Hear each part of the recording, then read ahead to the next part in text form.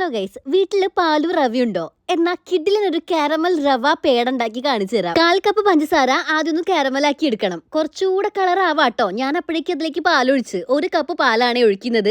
ഈ കട്ടയൊന്നും കണ്ടു പേടിക്കണ്ട, ഹൈ ഫ്ലെയിമിൽ ഇട്ടാൽ ആ കട്ടയൊക്കെ അങ്ങ് മെൽറ്റ് ആയിക്കോളും. ഇതിലേക്ക് 1 സ്പൂൺ നെയ്യും 1 പിഞ്ച് ഉപ്പും കൂടെ ഇട്ടാൽ കാരമൽ സോസ് റെഡി. കുറുകി വന്നു എന്ന് കണ്ടാൽ 1 കപ്പ് പാലും കൂടെ ചേർക്കാം. ഇതിലേക്ക് വീണ്ടും 1 സ്പൂൺ പഞ്ചസാരയും 1/4 കപ്പ് റവയും കൂടെ ചേർത്ത് കൊടുക്കാം കേട്ടോ. ലോ ഫ്ലെയിമിൽ ഇട്ട് കട്ടില്ലാണ്ട് മിക്സ് ചെയ്തെടുത്ത് ഇതൊന്ന് കുറുക്കിയെടുക്കണം. ഇടയിൽ ഞാൻ 2 വട്ടം നെയ്യ് ഒഴിച്ച് കൊടുത്തിട്ടുണ്ടായിരുന്നു.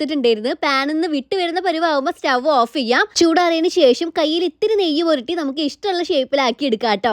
ഞാനിത് ഈ ഒരു റൗണ്ട് ഷേപ്പിലാണ് ആക്കി എടുക്കുന്നത്. നടുവിലൊരു കുഴി ഇട്ടത് വേറൊന്നുമല്ല, നടുക്കൊരു അണ്ടിപ്പരിപ്പ് വെച്ച് കൊടുക്കാനാണ് കേട്ടോ.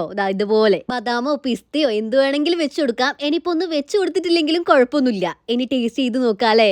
എന്താ പറയാ, ഒരു രക്ഷയില്ല മക്കളെ. കറക്റ്റ് പാൽപ്പേട. അത് റവയാണെന്ന് കൂടെ മനസ്സിലാവുന്നില്ല. ഒരു മസ്റ്റ് ട്രൈ ആയിട്ടാണ്, കുട്ടികൾക്കൊക്കെ ഇഷ്ടപ്പെടും. ടാറ്റാ.